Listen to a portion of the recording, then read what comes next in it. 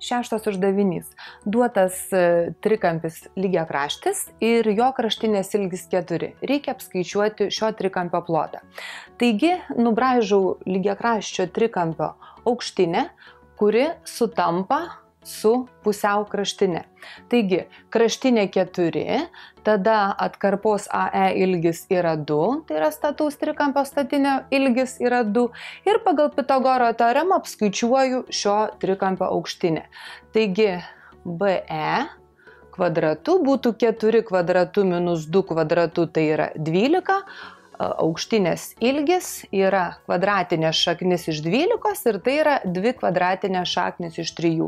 Ir tuomet belieka apskaičiuoti šio trikampio plotą. Tai yra 1/2 kraštinė ir kart ją nuleista aukštinė.